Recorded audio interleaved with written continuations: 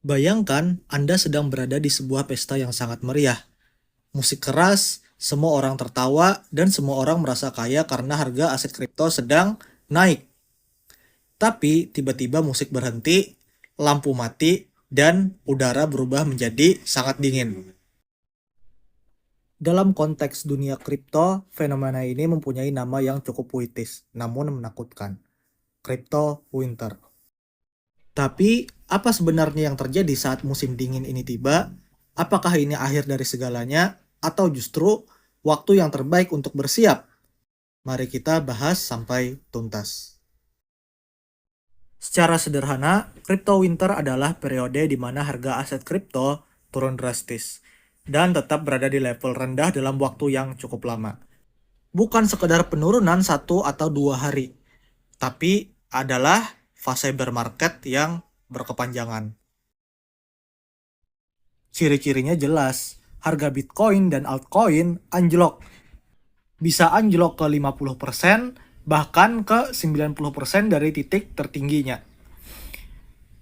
Volume perdagangan pun sepi. Orang-orang mulai takut atau malas melirik aplikasi exchange mereka. Dan sentimen negatif. Berita bertabaran di mana-mana bahwa kripto sudah mati atau Bitcoin sudah mati. Atau yang lainnya, Bitcoin menjadi telur bebek. Sebenarnya kita juga bisa menganalogikan sama seperti musim dingin di alam liar. Hewan-hewan melakukan hibernasi, aktivitas melambat, dan hanya mereka yang memiliki cadangan energi yang kuat yang bisa bertahan sampai musim semi tiba. Kenapa ini bisa terjadi? Crypto winter biasanya dipicu oleh kombinasi dua faktor. Yang pertama ada makroekonomi dan krisis internal. Mari kita bahas satu-satu. Kita mulai dari makroekonomi. Dari sisi makro, saat ekonomi global sedang tidak baik-baik saja, seperti inflasi tinggi atau kenaikan suku bunga bank sentral, investor cenderung menarik uang mereka dari aset berisiko. Tentunya kita tahu bahwa dalam konteks ini aset berisiko tersebut adalah kripto dan mereka akan memindahkan uang dari aset yang berisiko tersebut ke aset yang lebih aman. Salah satunya adalah emas. Lalu ada faktor internal. Ingatkah kejadian jatuhnya Terra Luna yang membuat kepercayaan publik hancur, likuiditas hilang, dan kepanikan massal terjadi? Memicu kepanikan orang-orang untuk menjual aset kripto mereka dan terjadilah crypto winter. Namun, penting untuk diingat ini bukan pertama kalinya terjadi. Kripto sudah berkali-kali melewati musim dingin. Mari kita lihat datanya. Kita pernah mengalami crypto winter di tahun 2018. Saat itu Bitcoin jatuh dari angka tertingginya $17.000 ke kisaran $3.000. Namun, apa yang terjadi setelahnya?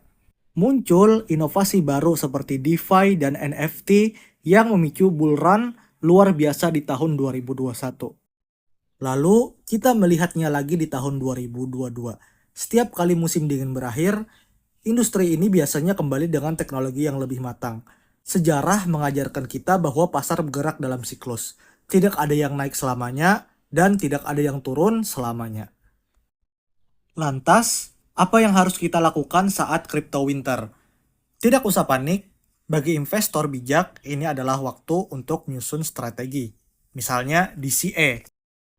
Prinsipnya satu, jangan pernah gunakan uang dapur dan jangan mencoba melawan pasar dengan emosi. Musim dingin adalah ujian kesabaran.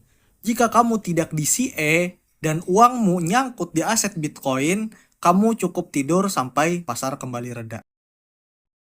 Crypto winter memang dingin dan menyakitkan bagi portofolio, tapi ia juga berfungsi sebagai pembersih pasar dari proyek-proyek sampah dan spekulasi berlebih.